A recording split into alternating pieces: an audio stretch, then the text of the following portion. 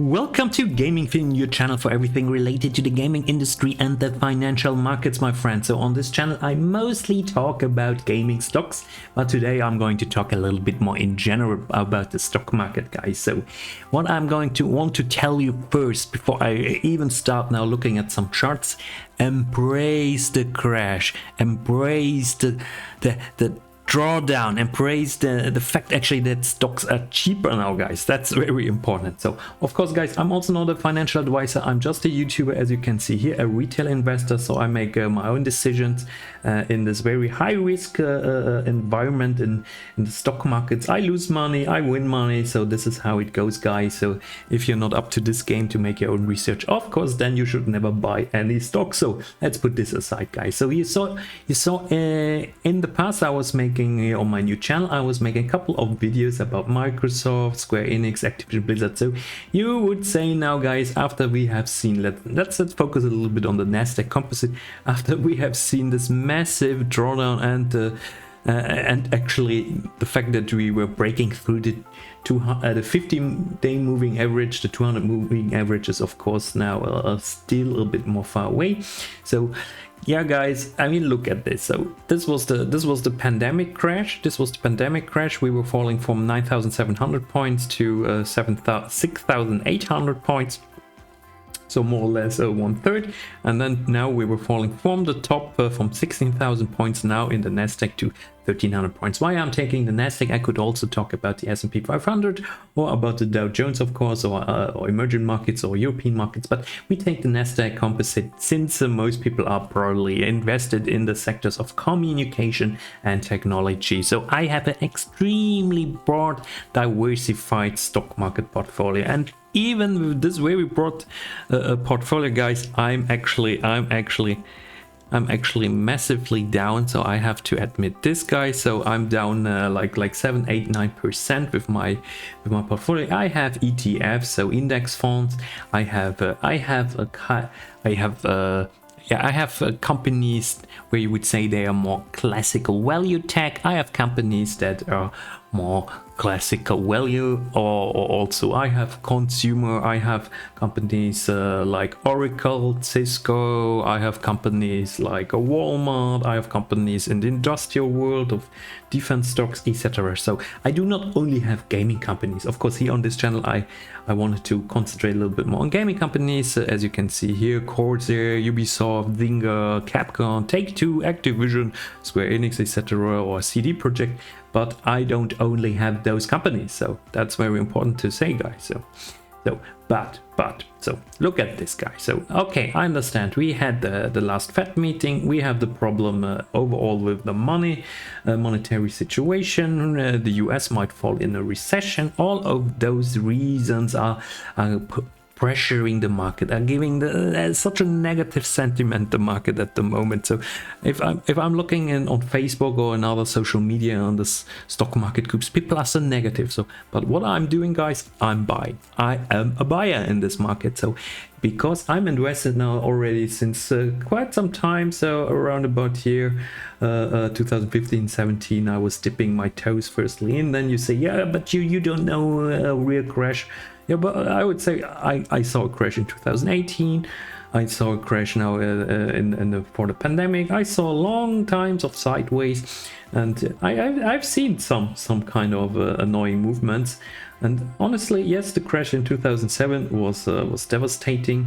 Also, the dot-com bubble crash in 2000 was also devastating. And obviously, it takes a lot of time that the Nasdaq was getting up to the values of the dot-com bubble. And if you have the wrong stocks, those stocks go bankrupt and they disappear. They are just taken out of your portfolio, and you simply lose the money. Therefore, guys, it is the most important part that you diversify. And with diversification, I mean not only buy 100 information communication stocks, buy also stocks in other sectors, and also don't put too much money in one stock, because sometimes we've seen this now recently, one stock goes down like 20%, and then you're sitting a little bit stupid there.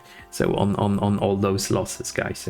So yeah, Okay, what did we see? We saw this massive inflation creating money printing from the Federal Reserve after the pandemic crash. They started with handing out paychecks or checks, free money to American citizens mostly, and then the interest rate got cut, and now kind of we're at the point where we have an inflation rate which is definitely very over top. Everything got extremely expensive. We have supply chain problems. So this is the overall state of the market, guys. So I could talk about this for hours, but I just want to put this out here.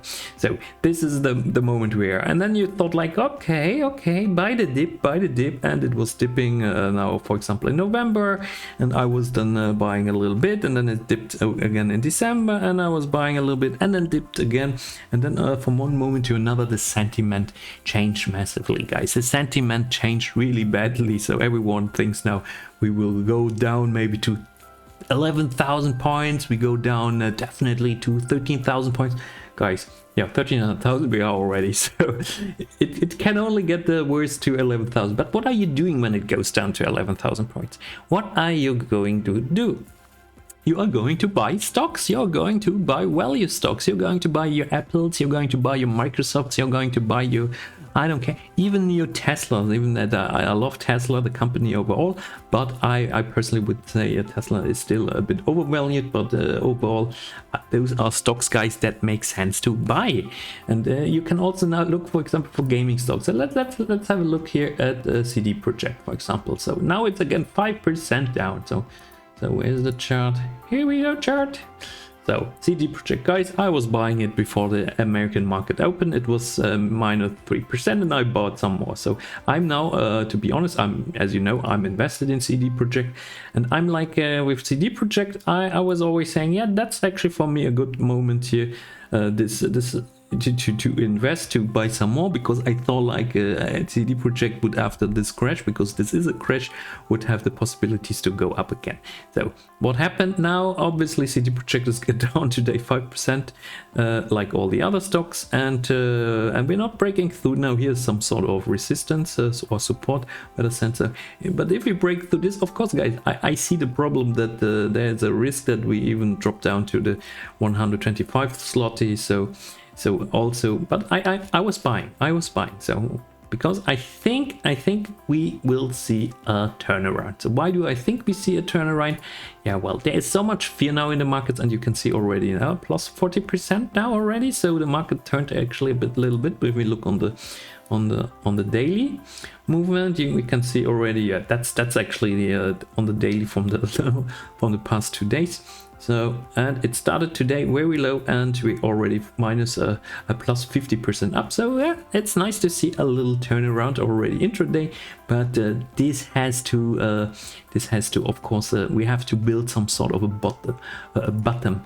We have to build something more viable. So I don't know if we're there yet, but for me personally, I can see that we break through the 13,000, and we go to 12,500. And as I said, I am a buyer. I'm a buyer until I don't have any money anymore, because stocks, I'm not saying stocks always go up, but if the recession comes, what does it mean? A recession is not coming for an eternity. A bear market is not for the eternity. This is what we see now is a matter of over evaluation. So we letting some air out of this bubble that we created. It's a bubble, and now the air goes out, and that's a very healthy thing. So this is not a crash like this black swan event, like the pandemic that was triggering it, or it's also not a crash like, for example, in 2007-8 or the dot-com bubble. This is just here, let's say, a healthy correction, and it will get worse, and you will lose money on the short term. But I'm for myself, I'm convinced that I will win money in the long term, guys. So in the long term, so even I would even love it now to go down. I'm fine if I'm even going negative of my overall portfolio. I don't have a problem with this, so I already lost a lot of money. So now you're saying, why didn't you buy when it was up? Yeah, well, that's not my strategy. I try to hold my stocks for longer term, and I'm buying more. I have now like over 100 positions in my portfolio, guys. So this is CD Projekt, and for example, we have of course Activision. You know the story with Activision. So Activision had this nice little pump back. Everyone was so negative about Activision, and Microsoft comes out and says, let's buy Activision, and then you see this nice pump back. I hope a lot of shorties got squeezed out, so I really love this so much. This would be so great. And then we have Take-Two Interactive, for example. Yeah, Take-Two Interactive is now also, that's a good or an interesting gaming stock. So what you do now around this market sentiment in a stock with like Take-Two Interactive, where you know they're going to buy Zynga, fine. You also know at one point a new GTA will be announced. So are you going to wait until it's over $200 again and then you buy, or are you going to simply buy now and just expect that it might go over the $200 the moment actually the markets are coming back, because the markets are not going down every time. So also you need to listen a little bit to if you listen to analysts, sometimes you have the impression, oh, now everything is terrible, and then for example Capcom, a Japanese stock, if you look now on the 5-year chart, yeah, also Capcom came back massively. So where will they go now? I can't tell you. Zynga also got this push because they're going to be bought. So now I'm holding Zynga, of course, and then Ubisoft. Even Ubisoft is coming back a little bit. So if you look on the 5-year chart, you would say, oh my god, what a terrible chart of Ubisoft, guys. So, but I see actually Ubisoft created something which could support now a nice sidewards trend, and then we could even see Ubisoft going up. So I'm a buyer in Ubisoft. So where I'm a little bit more cautious at the moment, since I bought some more, is now Corsair. But from the fundamental point of view, Corsair is a fantastic stock, my friends. From the fundamental point of view, it is a fantastic stock, and I really like Corsair. So, and we're soon at the IPO price. So you see, stocks they are interesting stocks, and then we can also now have a look, for example, at Finwiz. Finwiz is always has always those amazing